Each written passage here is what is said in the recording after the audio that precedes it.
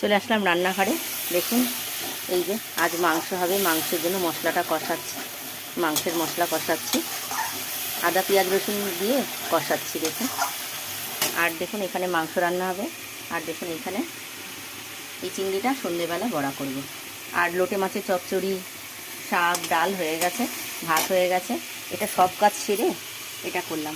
ছাদে কটা আমার নাইটি ছিল সেটাও কেচে দিলাম, ছাদের কলটা দিয়েই কেচে দিলাম। তাহলে পরে আসছি। এই দেখুন ছাদের কটা নাইটি কেচে রেখে দিয়েছি, বললাম না ছাদের কল দিয়েই কেচে দিয়েছি।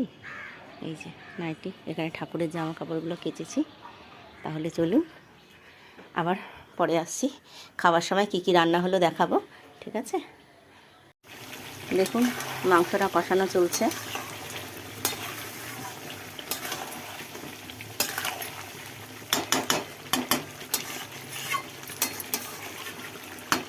একটু কষিয়ে নিই, তারপরে আলুটা দেবো। অনেকক্ষণ কষুক।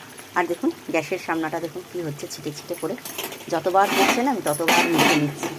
আমার না এইসব নোংরা কাজ একদম পছন্দ হয় না, বিশ্বাস করুন। যতবার একবারে মুছলেই কিন্তু হয়, কিন্তু এটা আমার কী বলুন তো ম্যানিয়া, ততবার আমাকে সুন্দর করে মুছে নিতে হবে। দেখুন তাহলে পরে আবার শেয়ার করছি, রান্নাটা হয়নি।